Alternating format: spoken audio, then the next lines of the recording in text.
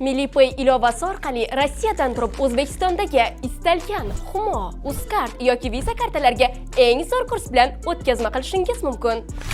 Bundan tashqari, ushbu ilova orqali barcha turdagi kommunal to'lovlar, mobil operatorlar, internet provayderlari hamda davlat xizmatlari uchun to'lovlarni tez va oson amalga oshirishingiz mumkin. Qo'shimcha ma'lumotlar uchun ilova video qo'llanmalar bilan ta'minlangan. Operatorlarimiz esa kun-u-tun sizni eshitishga tayyor. Ilovani App Store yoki Play Marketdan hoziroq yuklab oling. Millipay, milliy kurs, milliy ishonch. Assalomu alaykum aziz do'stlar, kanalimizga xush kelibsiz. Kanalimizda mehmon bo'lsangiz, kanalimizga obuna bo'lishni unutmang. Markaziy bank tomonidan belgilangan xorijiy valyutalarni O'zbek so'miga nisbatan 30-oktyabr kuni uchun amal qiladigan qiymatini e'lon qildi.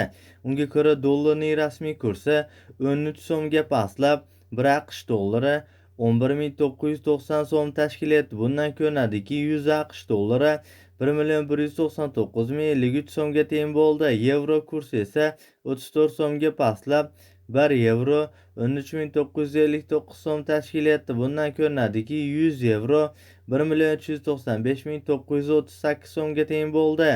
Rossiya rubl kursi esa 0.49 so'mga ko'tarilib, 1 Rossiya rubli 150 so'm tashkil etdi. Bundan ko'rinadiki, 1000 Rossiya rubli 150.710 so'mga teng bo'ldi.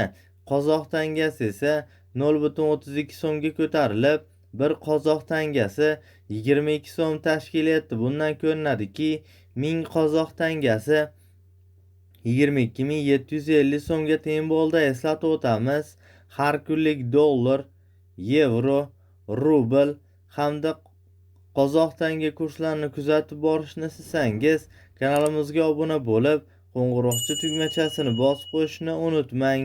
E'tiboringiz uchun kattakon rahmat.